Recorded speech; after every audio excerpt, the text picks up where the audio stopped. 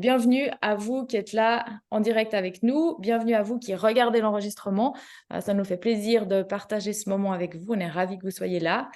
Et la séance d'aujourd'hui, Investir pour réussir, c'est en fait une séance de présentation ou d'introduction au cours qu'on a construit avec Raphaël qui s'appelle Oser être soi avec l'argent et qui débute fin octobre. J'en reparlerai tout à l'heure, mais euh, pour l'instant, l'idée de la séance d'aujourd'hui, c'était qu'on sait qu'il n'y a pas tout le monde qui aura la possibilité ou la disponibilité pour suivre le cours, mais nous, le sujet, il nous tient tellement à cœur qu'on voulait de toute façon organiser une session qui soit gratuite, qui soit accessible à tout le monde et qui vous donne les outils de base dont vous avez besoin pour après aller en toute autonomie, gérer vos finances, comprendre comment ça marche et puis poursuivre la route par vous-même. En appliquant ce que vous allez apprendre aujourd'hui avec Raphaël, ce sera quelque chose que vous pourrez faire. Et puis, le cours sera simplement quelque chose qui approfondit ça. Structure du jour, un petit mot d'introduction. Ensuite, Raphaël nous fait la présentation des 3 éléments fondamentaux dont vous avez besoin pour la tranquillité d'esprit et la gestion harmonieuse de vos finances. On aura un temps pour les questions. Gardez-les pour la fin ou bien écrivez-les dans le chat si ça vous libère l'esprit. Puis Raphaël les reprendra à la fin de sa présentation. Et ensuite, une fois qu'on aura répondu à vos questions, si vous êtes content et satisfait avec ça, eh ben, bonne suite de journée dans le fuseau horaire dans lequel vous êtes. Et si vous avez de la curiosité par rapport au cours, on prend encore un petit moment où on vous expliquera, et on le fera aussi de toute façon pour les personnes qui regarderont l'enregistrement, de dire en quelques mots en quoi consiste le cours, mais on ne veut pas vous retenir si vous avez déjà tout ce qu'il vous faut à ce moment-là. Cette conférence et puis le cours, les deux, ils sont nés de nos conversations avec Raphaël. Ça fait quelques années maintenant qu'on se connaît. D'ailleurs, la première fois qu'on s'est vu, c'était dans un autre atelier sur l'argent que j'animais avec quelqu'un d'autre à ce moment-là. Et puis, à force d'échanger, on s'est rendu compte de quel point c'était important d'avoir des connaissances et des compétences techniques en matière de finance et en matière de mindset par rapport à l'argent, de la relation à l'argent. Et puis, on s'est dit, on va mettre ça ensemble puisque c'est les deux choses qu'on sait bien faire et on va créer ce cours. Aujourd'hui, c'est Raphaël qui vous parle des outils techniques, des compréhensions de base dont vous avez besoin pour une vie financière épanouie. Et puis, dans 2 semaines, je prends le relais. Ce sera le 26 septembre à la même heure, aussi une séance gratuite. Et là, on se concentre sur l'état d'esprit, le mindset, comprendre ou aborder la thématique de la perspective du coaching de vie. Donc, je vous en dirai plus sur moi à ce moment-là, mais maintenant, Raphaël, à toi, je te laisse te présenter et puis nous partager ce que tu as envie de nous enseigner aujourd'hui. Yes, merci Noémie. Du coup, je m'appelle Raphaël Vernas Barilli, je suis gérant de fortune indépendant et conseiller financier. J'ai 12 ans d'expérience en finance de marché, un master de finance, donc j'ai toujours voulu faire ça et c'est ce que j'ai fait depuis le début de ma carrière. J'ai été trader pendant 4 ans et maintenant je suis gérant de fortune depuis 2 ans.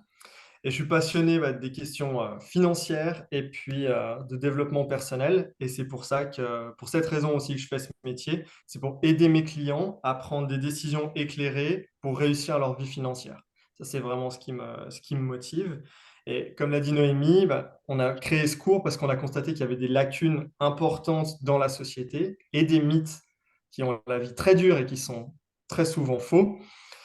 De, par rapport à la finance. Donc on s'est dit, il faut qu'on fasse quelque chose. Donc on a rédigé un article ensemble et en faisant l'article, on s'est dit, il y a beaucoup plus à dire, à faire. Donc on fait une petite suite. Donc on a mis un défi en place à la suite de l'article. Mais on s'est dit qu'il y avait encore beaucoup à partager et du coup, c'est ce qu'on a décidé de faire. Et on s'est dit, faisons-en un cours. On adore partager, autant elle que moi. Moi, je suis même prof. Et du coup, c'est vraiment quelque chose qui nous anime. Donc nous voilà aujourd'hui pour essayer de combattre ces lacunes, ces mythes qui nous paralysent et nous poussent vers de mauvaises décisions parfois ou très souvent dans l'inaction et ce qui nous empêche d'avancer convenablement et comme il serait préférable pour notre vie. Donc, on s'est dit qu'on allait essayer d'apporter une solution et je pense que là, avec cette conférence, vous avez un premier élément de solution. Donc, on attaque sans plus attendre directement dans le vif du sujet avec comment on fait, c'est quoi la solution. Donc, je vous donne 3 points clés et bien sûr, chaque point pourra détailler un peu plus en profondeur, mais déjà, on a des éléments de base et c'était le but de cette conférence, c'était de vous donner ces premiers points. La première étape, c'est de faire le point. On ne peut aller nulle part si on ne sait pas où on en est. Donc, c'est ce que j'appelle le PDS, point de situation. Et l'idée, c'est de faire un budget et un récap de notre situation financière. OK, combien je dépense, combien je gagne, combien j'ai, quelles sont mes différentes sources de revenus. Et on a parfois tendance à les négliger. On se dit, ah, mais j'ai que mon salaire. Hein, parfois, on a des aides de l'État pour nos enfants. Parfois, on a d'autres sources de revenus qui sont elles aussi à prendre en considération. Et tout de suite, on se dit, oh là là, faire un budget, c'est compliqué, c'est lourd. Et pas du tout.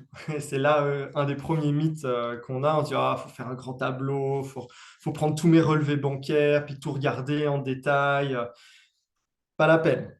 Là, Noémie, elle vous a partagé un modèle de budget qui est disponible sur mon site.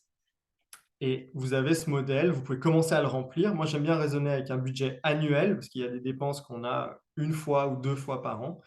Et les autres dépenses qui sont mensuelles, suffit de les multiplier par 12 et de commencer à remplir le tableau. Ce n'est pas quelque chose qu'on fait une fois, on y passe 5 heures, c'est horrible, et puis après, on passe à autre chose. On le fait, on passe allez, 15-20 minutes, on se dit, OK, je remplis les grandes lignes, ça me donne une tendance. Et puis après, de temps en temps, j'ajuste quand je vois qu'il y a des choses qui évoluent dans le temps. Bah là, j'ajuste, ah, mais ça, en fait, je dépense plus, ça, je dépense un peu moins, donc je vais plutôt baisser ce poste-là, etc.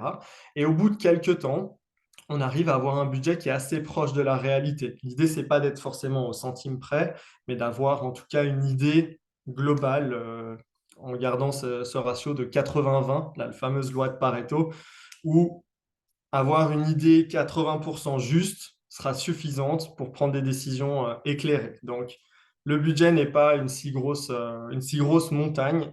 Et pour ceux qui avaient un peu le syndrome de la page blanche, c'est pour ça que j'ai mis en place ce petit modèle qui est disponible sur le chat et sur mon site. Comme ça, vous avez une première, et dans la description du coup, pour ceux qui regarderont le replay, c'est une manière de mettre le pied à l'étrier. Deuxième étape, s'informer et s'entourer. Et ça, c'est aussi très important. La première, du coup, c'est s'informer. On ne peut pas maîtriser tous les sujets de bout en bout. Donc, quand on parle de compétences techniques, quand je parle avec mes clients de compétences techniques, il n'y a pas besoin de comprendre le détail de chaque fonctionnement, de chaque produit financier. Ça, c'est moi. Ça, c'est ce qui m'anime et c'est ma passion. Par contre, c'est important de comprendre comment fonctionne la finance de manière globale, quelques éléments clés, au même titre que ben voilà, on vit tous dans un appartement, une maison. On n'est pas tous capables de construire la maison. Par contre, on sait que si on voit des traces d'humidité, c'est qu'il y a un problème qu'il faut appeler un spécialiste. Si on voit une fissure, bah, c'est aussi qu'il y a un autre problème. On arrive à analyser et à lire les éléments de base. Et c'est l'idée aussi avec la finance, c'est de dire, bon, bah là, j'ai les compétences de base pour comprendre ce qui se passe dans ma vie. Et s'il y a quelque chose d'un peu technique, je me tourne vers la bonne personne. Et là, on passe sur le point 2 qui est de s'entourer. Donc, pour s'informer, je peux déjà vous donner quelques éléments vitaux par rapport à la connaissance dont on a besoin. Un des premiers éléments, c'est le risque. Ce qu'il faut toujours mesurer, c'est le rapport entre le rendement et le risque. Plus le risque est grand, plus le rendement potentiel est élevé. Et c'est souvent présenté dans l'autre sens. On vous présente un grand rendement potentiel. On vous dit, ça c'est une des pubs que j'ai eues régulièrement, investissez dans le vin, 8% annuel, etc. Si vous avez un tel rendement possible, il y a un risque de perte qui est au moins aussi grand, si ce n'est plus grand. Donc, il y a toujours une corrélation entre le rendement et le risque. Quelqu'un qui vient et qui vous dit, je vous garantis 10% sans risque chaque année, il s'appelle Bernard Madoff et maintenant il est en prison, mais maintenant il est décédé, pardon, mais il a fini en prison parce que c'était un schéma de Ponzi, donc c'était une arnaque. Donc, il y a toujours une corrélation entre les deux et il faut toujours voir les opportunités qui nous sont présentées par ce prisme-là. OK, ben on me présente un joli rendement potentiel. Quel est le risque? Et parfois, le risque, il n'est pas forcément dans la perte en capital, parfois, il est dans la liquidité. Par exemple, j'adore cet exemple de l'immobilier. Investir dans l'immobilier, c'est quelque chose qui est un petit peu plus sûr, dont le risque en capital, donc le risque de perte de valeur est moins grand, mais il existe. Mais par contre, si on a besoin de récupérer son argent rapidement, ça va être compliqué. Même si on brade l'appartement ou la maison, ça va nous prendre plusieurs semaines, peut-être même plusieurs mois pour vendre. Si on ne veut pas sacrifier le prix, bah, peut-être on sera plutôt sur plusieurs mois avec des négociations. Donc, on a un risque ici qui n'est pas sur la perte en capital, mais sur la rapidité de récupération des fonds. Donc, c'est aussi un élément à prendre en considération et dont il faut discuter avec votre conseiller ou vous quand vous analysez une opportunité d'investissement. Donc voilà, ce point sur le risque, il est vraiment capital. Autre élément qui est aussi à mon sens très important, un petit élément technique, c'est qu'avant d'investir dans quoi que ce soit, il faut toujours avoir 6 mois de dépenses, 3 à 6 mois selon votre situation, de dépenses en cash. Donc liquide, soit déposé à la banque sur un compte courant, un compte épargne, mais vers lequel on peut se tourner très rapidement. Parce que ne pas avoir ça peut nous pousser à prendre des décisions irrationnelles et peut-être à retirer un investissement qui a du potentiel à long terme. Donc, ça, c'est un peu le premier socle, la première base avant de se tourner vers l'investissement. C'est très important d'avoir cette base si on a le moindre coup dur, voilà, on perd son emploi, l'assurance chômage n'entre pas en matière tout de suite, on a un litige, on doit sortir une somme d'argent, un problème de santé, quelqu'un, un proche qui a un besoin d'argent urgent, qui a eu un problème, on a cette capacité à se retourner sans être pris à la gorge, ce qui peut être très oppressant. Donc ça, c'est une règle, un petit point capital à toujours avoir. Et il y a certaines personnes qui vont se dire, bah oui, c'est évident, il faut toujours avoir un peu de liquidité. Mais je vois aussi beaucoup de personnes qui investissent directement, qui se disent, bon, bah, j'investis, je prends un risque, je m'en sers pas. Oui, je m'en sers pas. Et c'est très bien, mais c'est mieux de l'avoir toujours sous le coude. Voilà, la dernière règle sur la partie s'informer que je peux vous partager, il y en aura bien d'autres dans les cours, et puis chacune de celles que j'ai mentionnées, on les verra plus en détail, bien sûr, c'est les frais.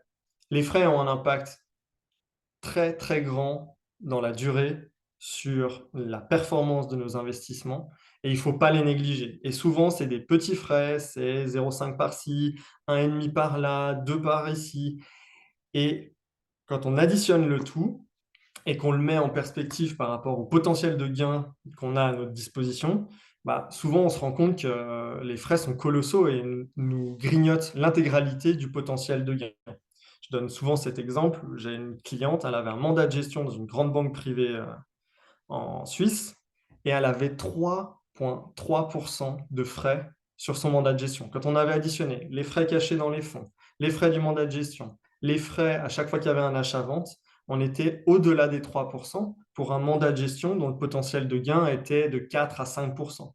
Donc en fait, elle partait à moins 3 chaque année sans avoir généré la moindre performance.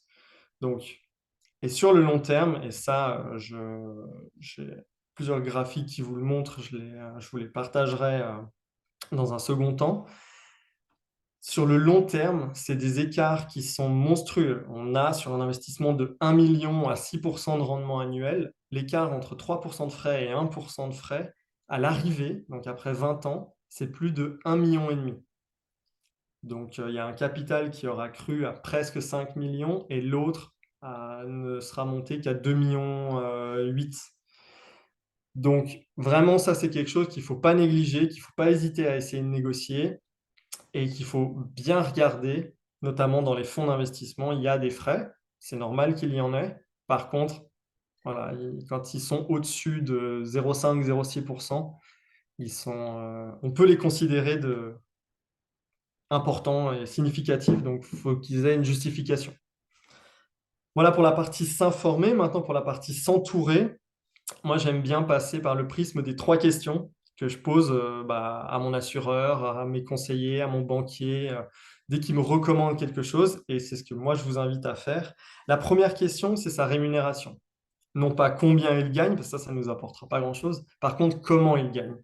Comment il gagne sa vie. Quelle est sa source de revenus. Et ça va être très important, parce que quelqu'un qui vous vend un fonds, par exemple, d'investissement, et qui touche une rétrocommission par le fonds pour l'avoir mis dans son portefeuille, on peut se poser la question de son objectivité quant au choix du fonds. Donc ça, comprendre comment il est rémunéré, quelques questions peuvent assez rapidement nous y amener. Donc, comprendre la rémunération, première question, première chose à éclaircir avec la personne qu'on a en face de nous, surtout sur les questions financières.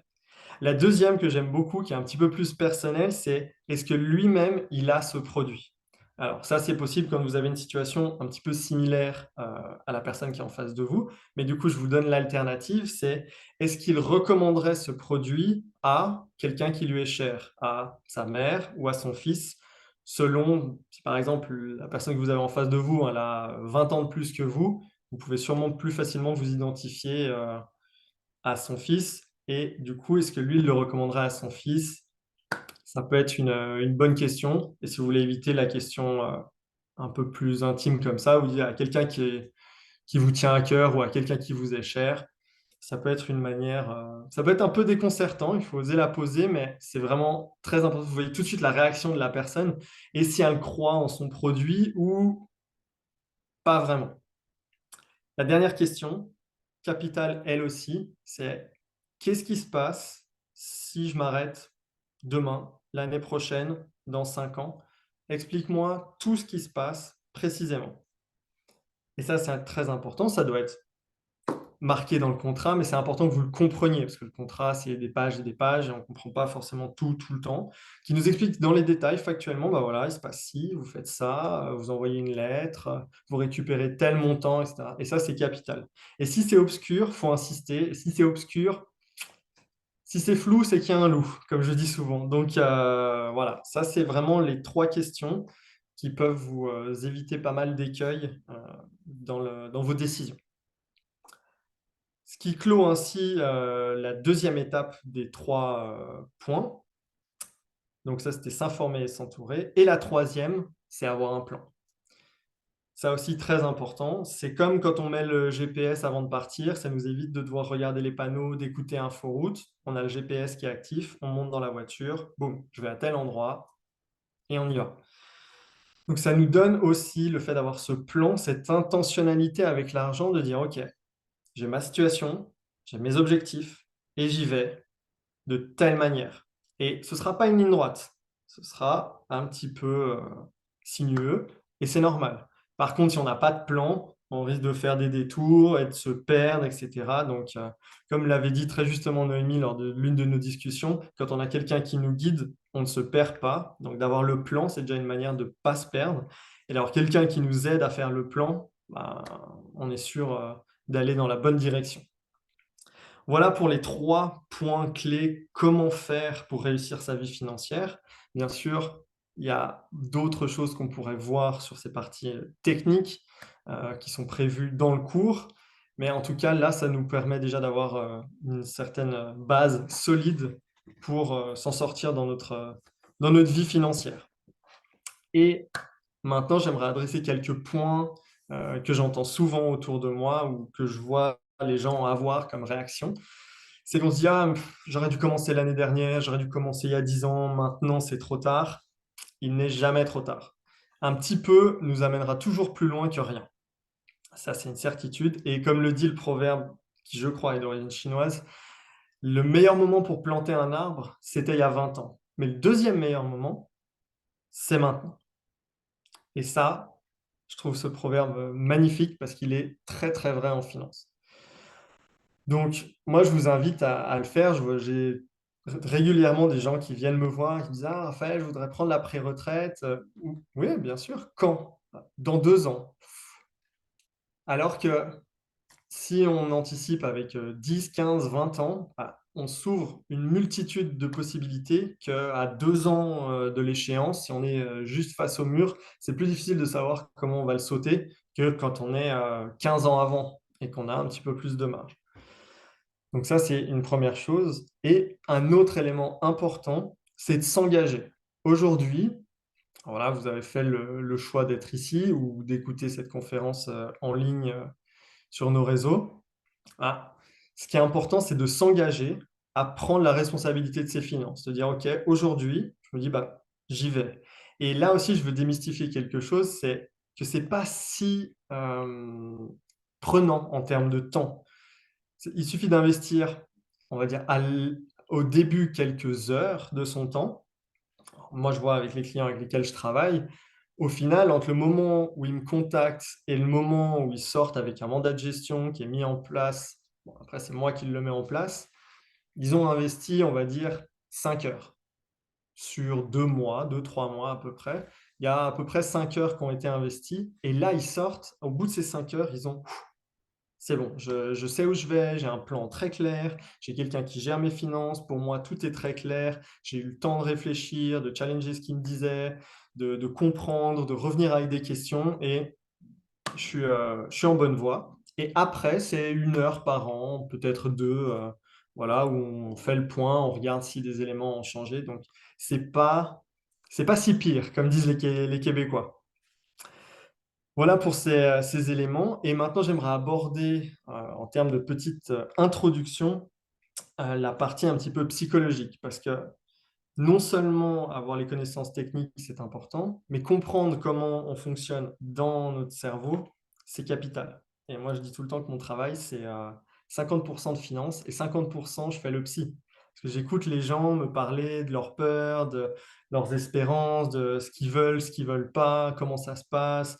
En général, les discussions commencent par un débrief de oui, mon frère, il est comme ci avec l'argent, ma sœur dans la succession, mon frère, voilà. Donc, moi, j'adore cette partie psychologique et je voulais mentionner, il y en a bien d'autres, là aussi on verra pendant le cours, mais un des éléments très importants, c'est les biais psychologiques. Et je voulais en mentionner deux. Le premier, c'est l'insight biais. Alors, je ne me souviens jamais de la traduction exacte du biais en français, mais c'est le biais qui dit, ah bah, après coup, on est toujours plus malin.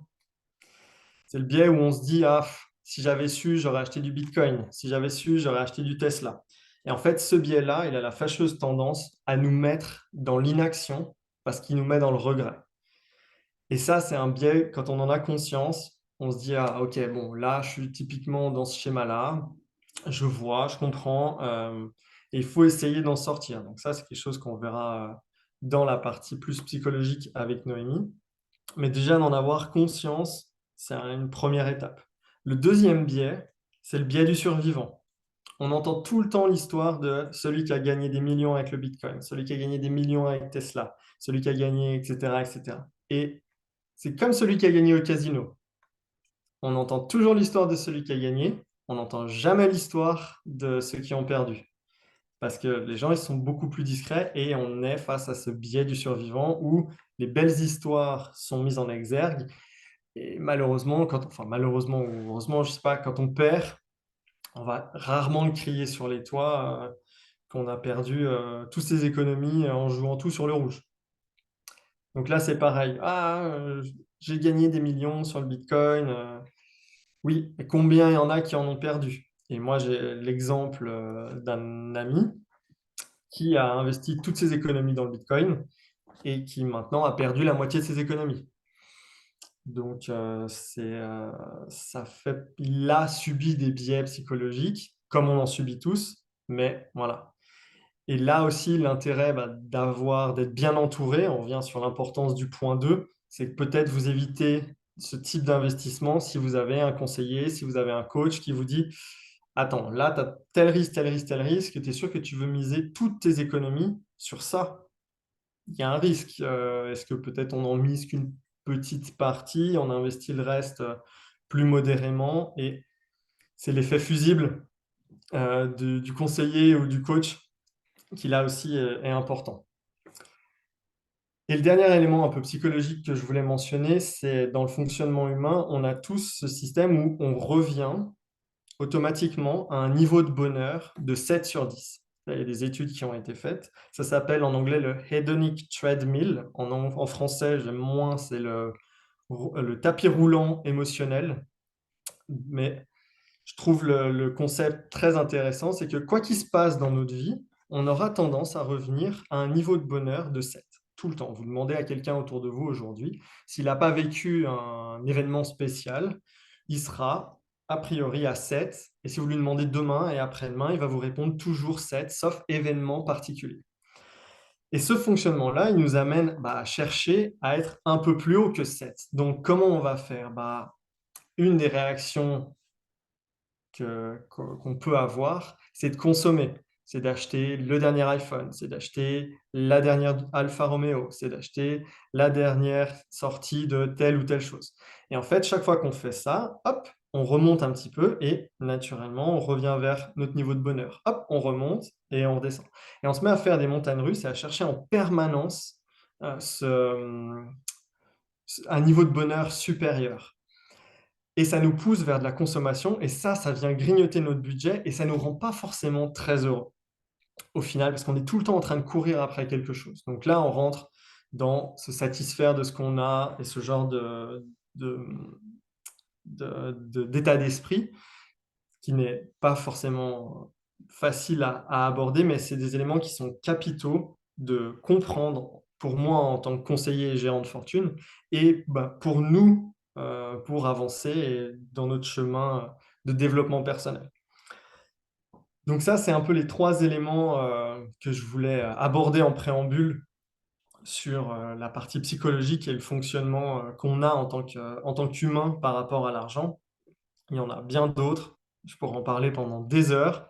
Là, j'en ai à peine une, donc je ne vais pas m'aventurer plus loin. Et voilà ce que je pouvais vous mentionner. Donc, pour conclure, pour moi et pour Noémie aussi, et c'est pour ça qu'on est ici aujourd'hui, c'est capital de travailler sa relation avec l'argent parce que c'est dans le top 3 des causes de disputes et de rupture dans les couples. Donc, ça, c'est un élément.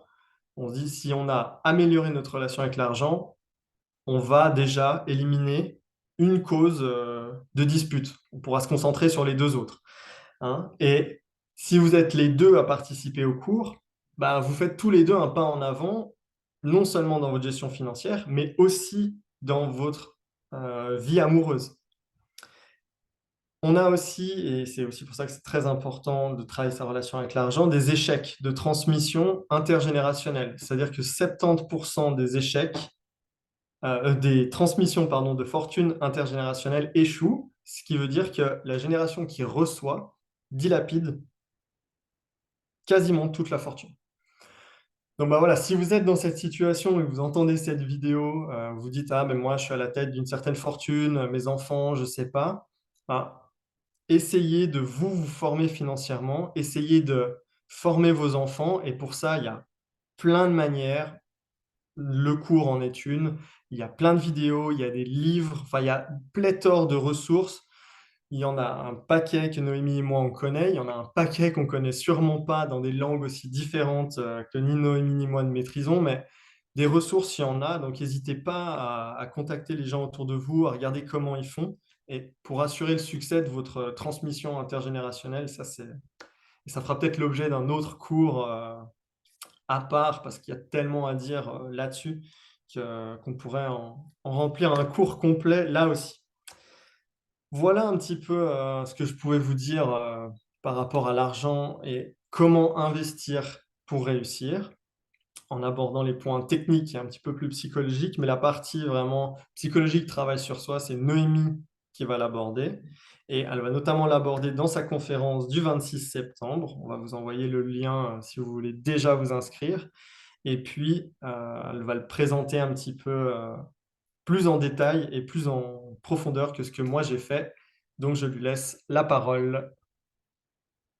Voilà, vous avez le lien qui a été mis là dans le chat pour la prochaine conférence.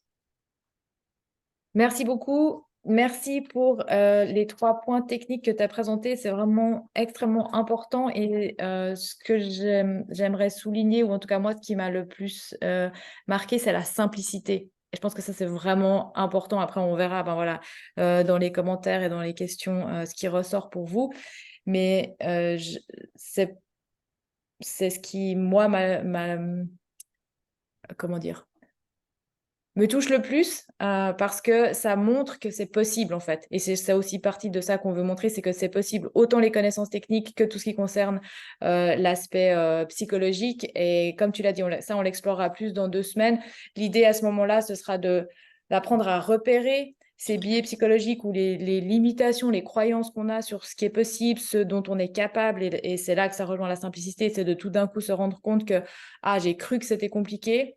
Mais mais ce n'était pas une réalité, c'était simplement une croyance, quelque chose que j'ai projeté qui m'a rendu la tâche difficile. Mais à partir du moment où je peux voir que c'est seulement une croyance, où je peux la remettre en question et ensuite la remplacer par une nouvelle croyance et les actions qui découlent de cette nouvelle croyance, en l'occurrence de dire, ah oui, en fait, c'est simple, et si j'ai besoin d'aide, j'ai la capacité de choisir la bonne personne pour m'accompagner. Ça, c'est un exemple. Il y a beaucoup, voilà, c'est le travail sur l'argent, c'est le travail le plus riche qu'on puisse faire sur tous les plans, parce que ça nous amène vraiment à explorer des choses à l'intérieur qui transforment nos relations aux autres, à soi, à la vie. Ça transforme ce qu'on fait avec l'argent qu'on a, la mission qu'on lui donne, tout ce que ça permet de nourrir et de créer dans notre vie qui est important pour nous.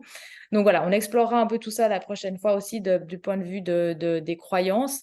Mais par rapport à ce qui a été dit aujourd'hui, on va prendre maintenant un petit moment pour les questions, les commentaires, ou s'il y a des éléments dans ce que Raphaël vous a présenté que vous aimeriez approfondir un petit peu, parce qu'on a un peu de temps pour ça. Donc, s'il y a quelque chose qui est spécifique à votre situation ou à la situation de quelqu'un que vous connaissez, ça ne doit pas forcément être la vôtre, mais c'est juste une information que vous pouvez partager. C'est aussi ça le but. On a du temps pour ça maintenant. La parole est à vous.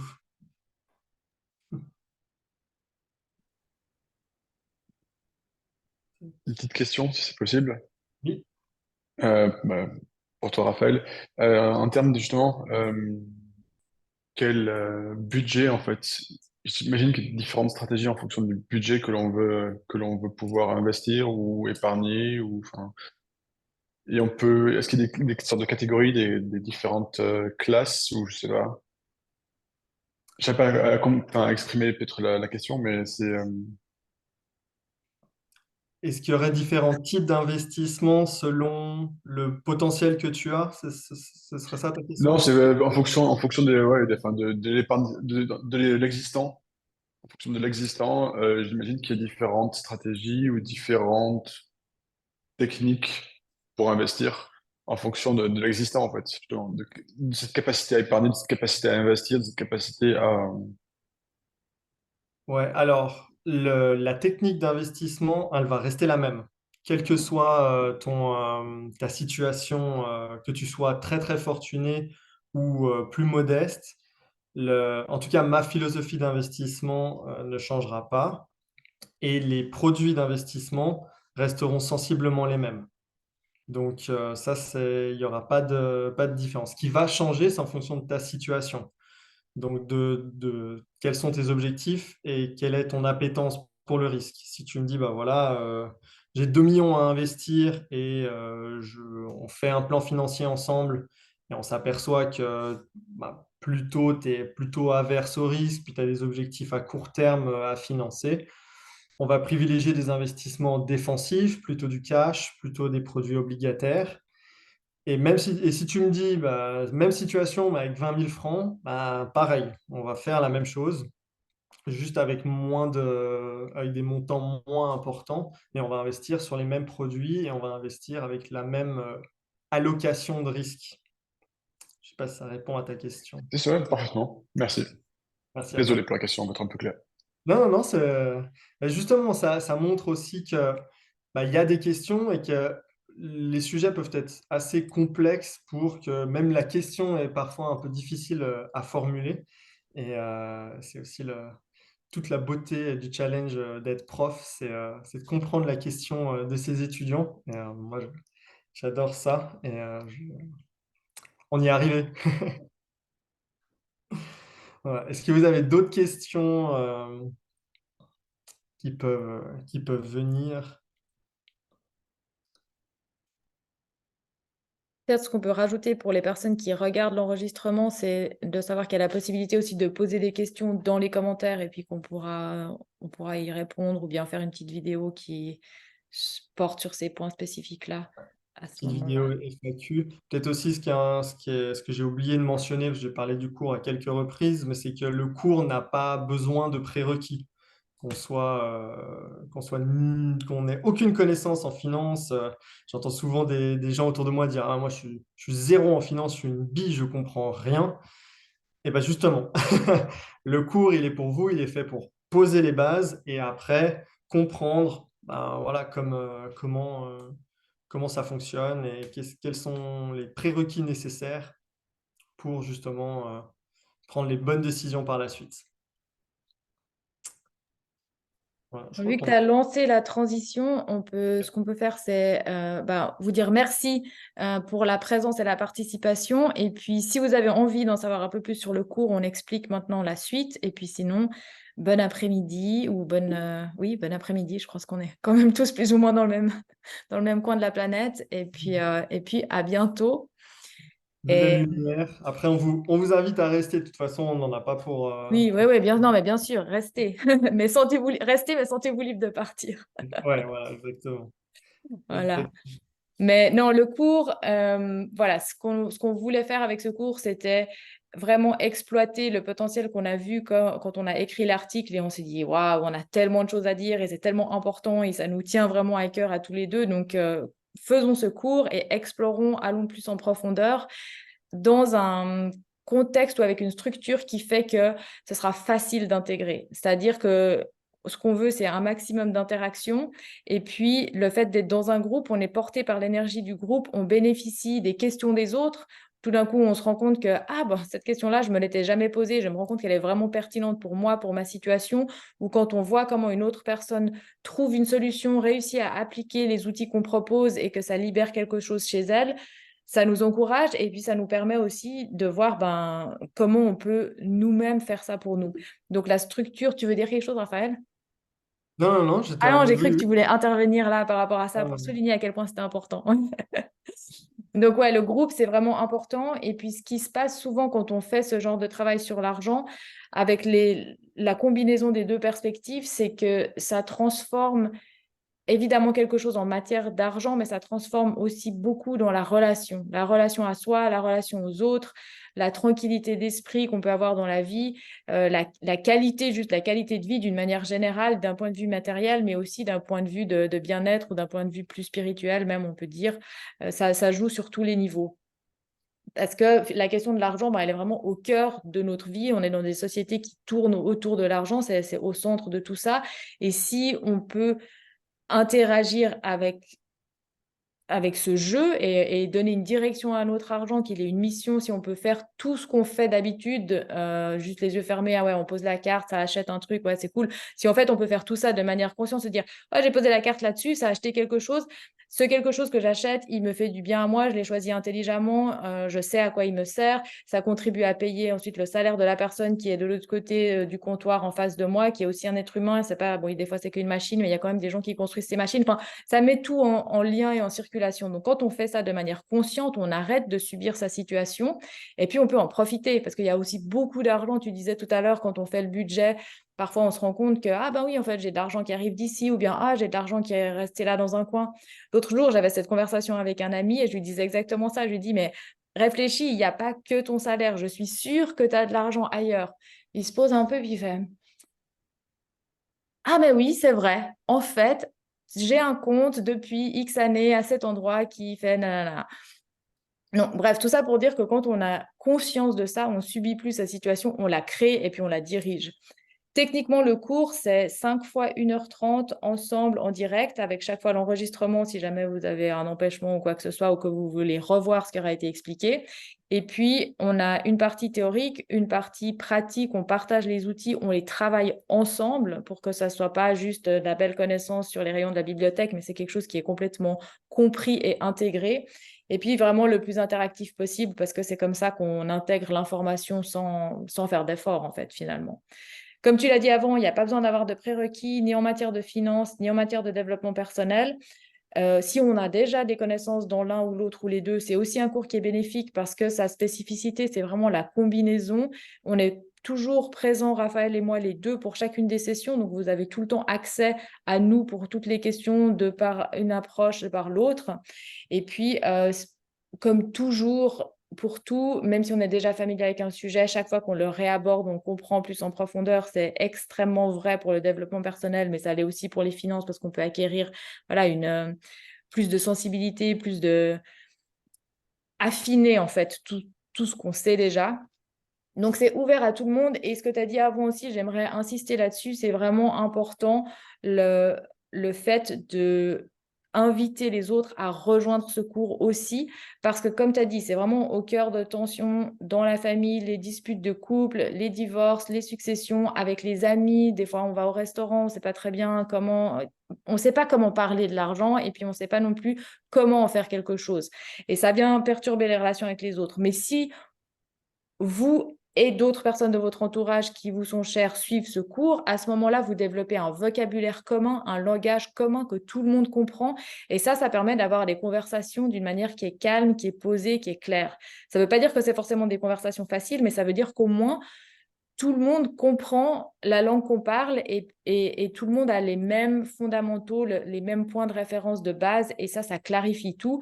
Et de là, c'est beaucoup plus simple, c'est beaucoup plus posé. Et ça permet aussi à chaque personne de s'engager dans la conversation avec confiance, en sachant qu'elle sera entendue et qu'elle a la capacité de comprendre. Parce que parfois, dans les dynamiques familiales, la personne qui en saura un peu moins, elle aura tendance à se tenir en retrait alors qu'elle a peut-être quelque chose d'intéressant à dire et qu'elle a surtout le droit de dire ce qu'elle a envie de dire, aussi de poser ses questions. Donc là, si tout le monde est équipé de la même manière, on peut avoir ces conversations d'une manière qui est bénéfique, qui est équitable. On commence officiellement le 23 octobre. Ça, c'est le jour où on vous envoie un email de bienvenue avec une première mission pour vous. Et la première session en live, elle a lieu le 30 octobre.